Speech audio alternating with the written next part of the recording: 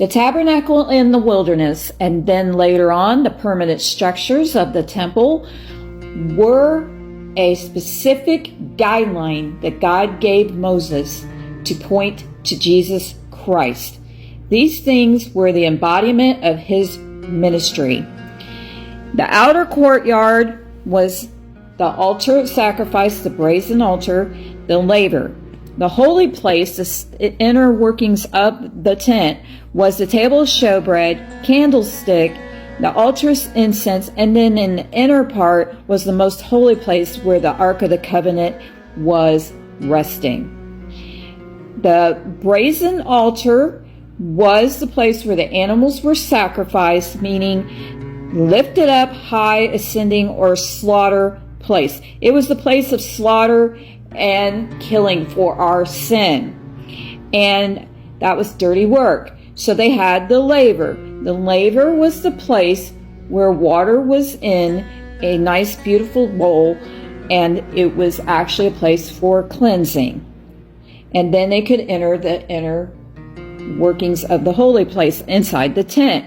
And we had the table of showbread. The table of showbread had bread on it, and it was also known as the face of God.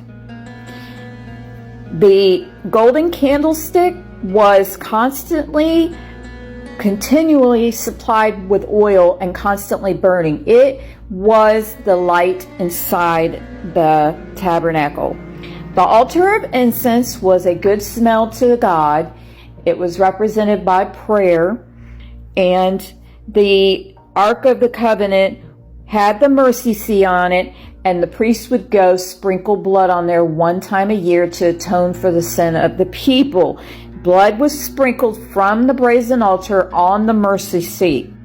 Specific instructions given by God to mirror Jesus Christ. When Jesus Christ came, the veil of the temple was torn from top to bottom. That tore what we would call in the tabernacle and in the temple, the Holy of Holies. Jesus said, "I am the way, the truth, and the life. No one comes to the Father but by me." When that veil was torn, then the truth was revealed of the tabernacle and the temple. The outer court was the way. Jesus is the door. You first accept Jesus Christ at the brazen altar. He is your sacrifice. He died on Calvary, a representation of the brazen altar.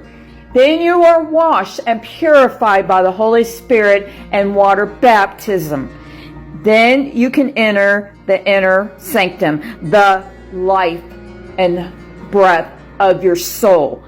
That's where the light comes in. I am the light of the world. He is the light stand, the candlestick. He is also the bread of life. He gives us the bread of life like the table of showbread. And the incense. He is constantly making petition for us at the throne of God. Prayers go up and he makes petition for us as our high priest in the order of Melchizedek. We talked about that in another video. Then at the mercy seat, the blood was sprinkled for the sin of the Israelites. He has sprinkled his blood at the mercy seat in heaven. He went to heaven and sprinkled his blood for our sin. He is the way, the truth, and the life.